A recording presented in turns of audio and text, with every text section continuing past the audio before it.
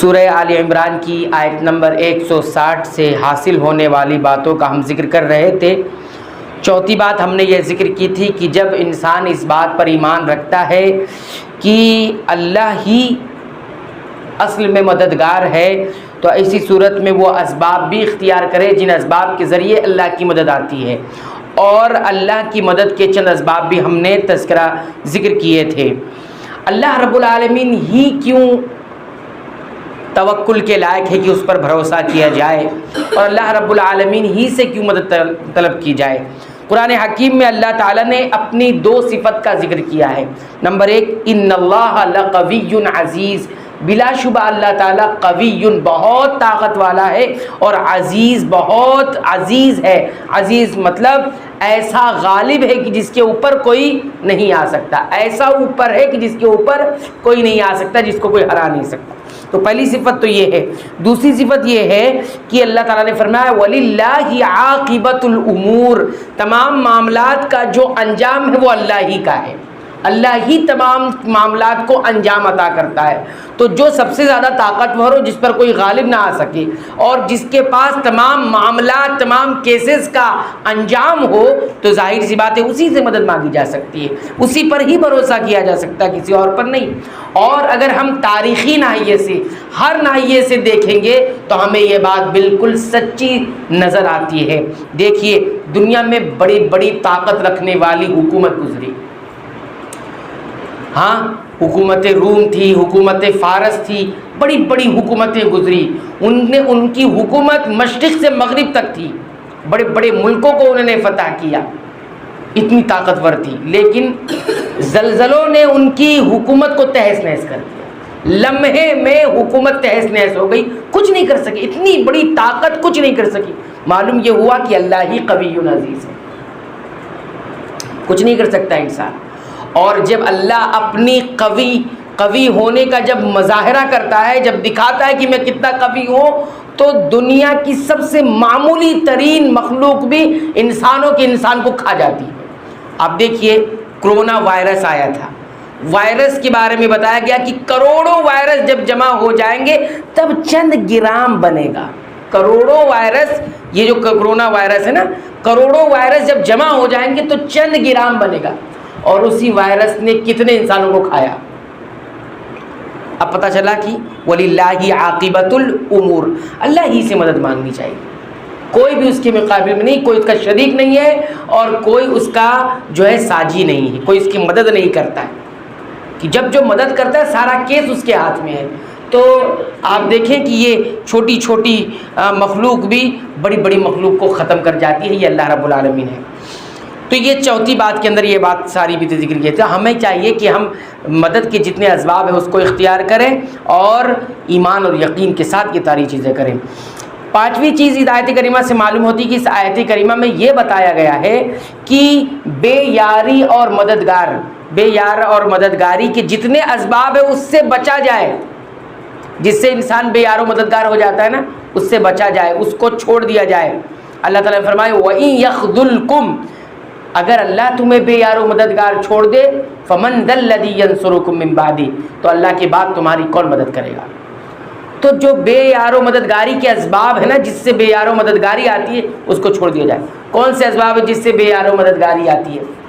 ایک سبب قرآن حکیم نے بتایا ہے کہ جس سے انسان بے یار و مددگار ہو جاتا ہے، وہ یہ ہے کہ انسان مومن دوستی کرنے لگ جائے کفار سے، کافروں سے دوستی کرنا اور ان کے مدد کرنا، اور ان سے کیا بولتے ہیں ساٹھ گانٹھ کر لینا۔ اگر کوئی ایسا کرتا ہے مسلمانوں میں ہو کر بھی، تو پھر ایسے مسلمانوں کا حال کیا ہوگا؟ بے یار و مددگار چھوڑ دے گا، اللہ اس کو چھوڑ دے گا، پھر کوئی مدد نہیں کرنے۔ اور تاریخ گواہ ہے، حالات اور آج کے حالات اس بات پر گواہ ہے کہ جب جب مسلمانوں نے کافروں سے دوستی کی، کافروں سے ملے، ان کے ساتھ ساٹھ گانٹھ بنائی، تو کیا ہوا؟ بے یار و مددگار چھوڑ دی گئے، کوئی ان کا پرسان حال نہیں ہوا، ایسی حالت ہو گئی، اللہ بھی مدد نہیں کرتا ہے اس لوگ۔ اور آج دوستیاں، یہ کفار سے دوستی کا مطلب یہ ہوتا ہے کہ آپ اللہ کے باغیوں سے دوستی کر رہے ہیں، آپ اللہ کے نافرمانوں سے، اللہ کو نہ ماننے والوں سے دوستی کر رہے ہیں۔ اور ایسے مسلمان بھی ہم دیکھتے ہیں سماج و معاشرے میں کہ اگر ایک مسلمان بھائی سامنے ہے اور ایک کافر سامنے ہے تو کافر بھائی سے ہاتھ ملا لیں گے، مسلمان سے ہاتھ نہیں ملائیں گے. ایسے بھی ہے، کافروں کو خوش کر لیں گے، مسلمانوں کو خوش نہیں کریں گے. تو یہی ہے ہمارے بے یار و مددگاری کی وجہ. کسی بھی سطح پہ لے لے، عالمی سطح پر جو آج ہمارا کوئی پرسان حال نہیں ہے، ہم نے گاٹ ساٹ کر رکھا ہے کافروں سے. اور چھوٹے چھوٹے پیمانے پہ بھی، چھوٹے چھوٹے پیمانے پر بھی لوگ کافروں کو خوش کرنے میں زیادہ آگے لگے کہ یہی تو ہے، ان کے ساتھ نہیں ملے رہیں گے تو ہمارا تو کوئی ہے ہی نہیں. کوئی نہیں ہے. کس پر ایمان لائے ہیں آپ؟ کس پر ایمان لائے ہیں؟ کائنات کس نے بنائی ہے؟ کس کی زمین ہے؟ کس کا آسمان ہے؟ اور پھر کافروں سے ملے ہوئے، ان کے ساتھ دوستی ہے. تو یہ سب سے بڑا سبب ہے. اللہ تعالیٰ کہتا ہے کہ تمہیں میں جب بے یار و مددگار چھوڑوں گا نا تو کوئی تمہاری مدد نہیں کرے. تو کافروں سے دوستی کیسے؟ ارے دوستی کرنا ہوتا تو حضرت صہیب دوستی کر لیتے نا.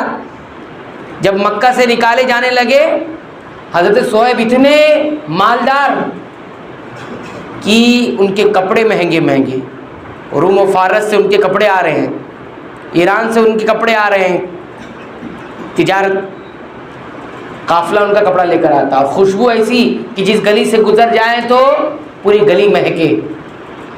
اور جب نکالے جا رہے ہیں محمد صلی اللہ علیہ وسلم پر ایمان لانے کی وجہ سے تو سب کچھ چلا گیا، گھر بار تو چلا ہی گیا. آخری میں جانے لگے تو لوگوں نے یہ کہا یہ کپڑا جو پہن کے جا رہے ہیں یہ بھی ہمارا ہے، اس کو بھی اتار.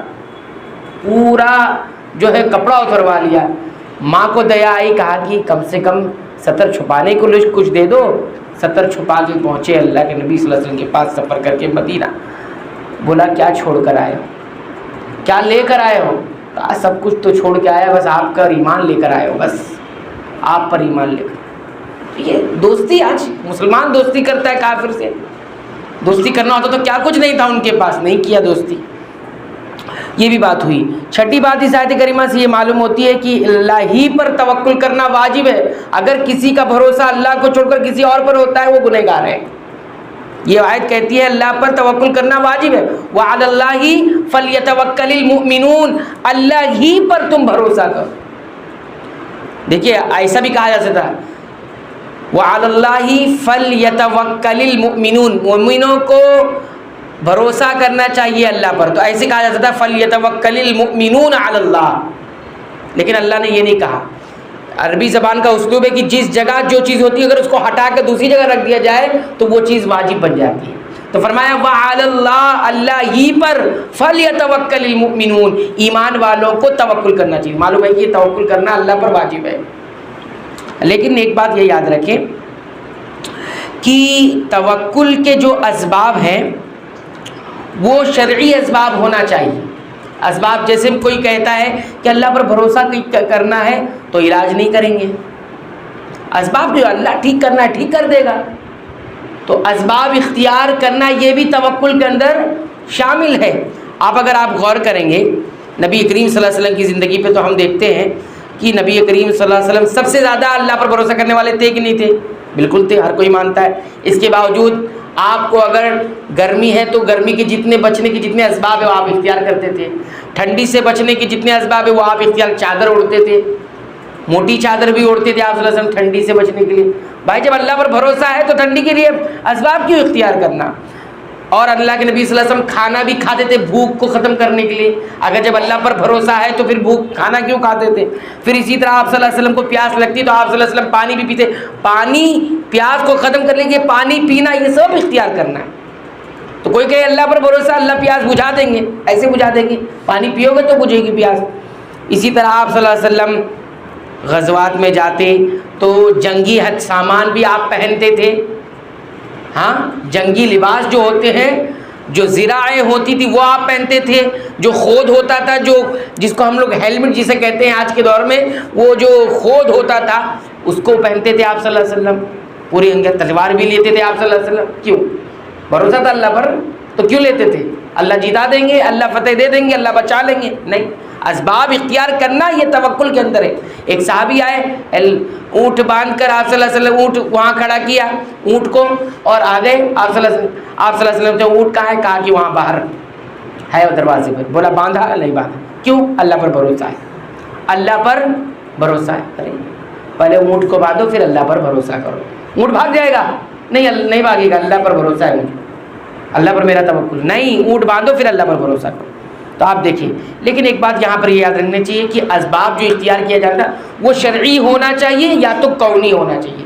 شرعی مطلب جو شریعت میں جو چیز ثابت ہے, جو اسباب اختیار کرنا شریعت میں ثابت ہے وہ اختیار کرو. اور کونی وہ ہوتی جو تجربے سے حاصل ہوتا ہے. تجربے سے انسان دیکھتا ہے کہ یہ کرو گے تو یہ ہوگا, یہ کرو گے تو یہ ہوگا. تو تجربے سے جو اسباب ثابت ہوتے ہیں وہ بھی اختیار کرنا, وہ اسباب ہونا چاہیے. اور شریعت میں جو اسباب ثابت ہے وہ ہونا چاہیے. وہمی اسباب نہیں ہونا چاہیے. جیسے کسی نے تعویذ لٹکا لیا, اب تعویذ لٹکائے گا بیماریوں سے بچوں گا, یہ وہمی ہے. نہ یہ شریعت سے ثابت ہے, نہ یہ تجربے سے ثابت ہے, نہ یہ کونی ہے نہ شرعی ہے. تعویذ لٹکا لیا کسی نے, فال نکالنا ہوتا ہے. ہاں, لوگ جب فیصلے کرتے تو فال نکالتے. جیسے عرب والے مختلف قسم کے وہ فال نکالتے تھے, پرندے اڑاتے تھے, تیر پھینکتے تھے. پرندہ اڑایا, جب ان کو سفر پر نکلنا ہے, پرندہ اڑایا دائیں طرف اڑ کے گیا تو سفر صحیح ہوگا, ہم نکلیں گے. اگر بائیں طرف اڑ کے گیا تو سفر نہیں کریں گے. تیر مارا تو اس کے بھی نشانات لگائے ہوئے تھے. تیر اگر اس پہ جا کر لگے گا تو پھر ہم سفر کریں گے, نہیں لگے گا تو نہیں کریں گے. مختلف قسم کے. تو آج جو فال نکالا جاتا ہے, پتے ہیں تو, اور پرندوں سے فال نکالی جاتی, یہ ساری چیزیں ایک وہمی اسباب ہے, یہ کوئی سبب نہیں ہے. تو یہ وہمی اسباب جائز نہیں ہوگا اس پر اعتماد کرنا. اس پر اعتماد کرنا آج بھی مختلف قسم کے بہت سارے عجیب قسم کے جو ہے لوگوں نے فال, لوگ قرآن سے بھی فال نکالتے, قرآن کھولتے ہیں. قرآن کھولتے تو اس میں نمبرات ہوتے ہیں, یہ نمبر آیا تو ہم یہ کام کریں گے, یہ نمبر نہیں آیا تو ہم نہیں کریں گے کام. یہ سب وہمی اسباب, یہ شریعت میں ثابت ہے نہ تجربے سے ثابت ہے. تو یہ سب شرک میں چلا جائے گا, اس پر بھروسہ کرے گا, اعتماد کرے.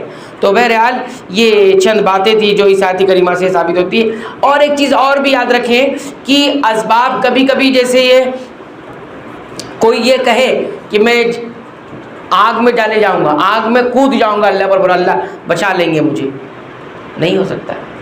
ہاں, لیکن اگر کہیں چیلنج کی بات آتی ہے کہیں, تو وہاں پر کرامت ہو سکتی ہے, کرامت اور معجزہ ہو سکتا ہے. جیسے امام ابن تیمیہ رحمۃ اللہ علیہ کے بارے میں آتا ہے کہ صوفیہ قسم کے جو لوگ تھے ان سے مناظرہ ہوا. کیا ہوا؟ مناظرہ ہوا. مناظرے میں اس آدمی نے کہا, اس صوفی جو صوفیوں کا سب سے بڑا سردار تھا, اس نے یہ کہا کہ میں حق پر ہوں, تم نہ حق پر ہو. ابن تیمیہ رحمۃ اللہ علیہ سے کہا. تو انہوں نے کہا کیا دلیل ہے؟ کہا کہ دیکھیے ہم دونوں آگ میں کودیں گے, اب جو زندہ رہ گیا وہ حق پہ ہے, اور جو زندہ نہیں گیا, کیا تم کود سکتے ہو؟ ابن تیمیہ رحمۃ اللہ علیہ نے کہا بالکل کود سکتا ہوں, میں بھی کود سکتا ہوں, لیکن اس سے پہلے میری شرط یہ ہے کہ ہم دونوں پہلے نہر میں کودیں گے, اور نہر میں کودنے کے بعد پھر ہم آگ میں کودیں گے, اور جو زندہ رہا وہ حق پر ہے, جو مر گیا جل گیا وہ ناحق ہے.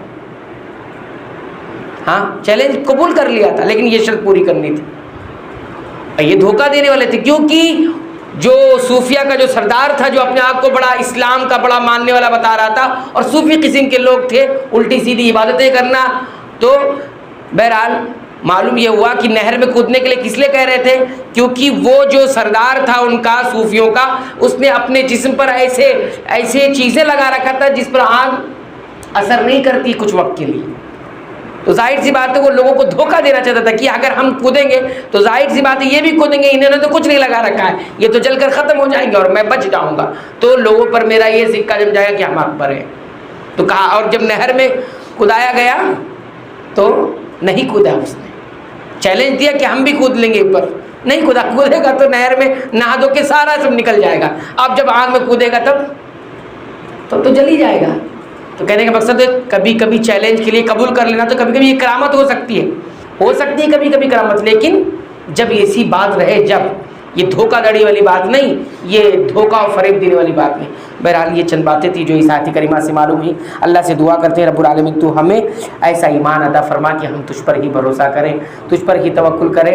رب العالمین تو ہمارے ایمان کو درست فرما دے, ہمارے اعمال کو درست فرما دے, ہماری لغزشوں کو معاف فرما, ہماری مغفرت فرما, ہمارے والدین کی مغفرت فرما, تمام اہل ایمان کی مغفرت فرما.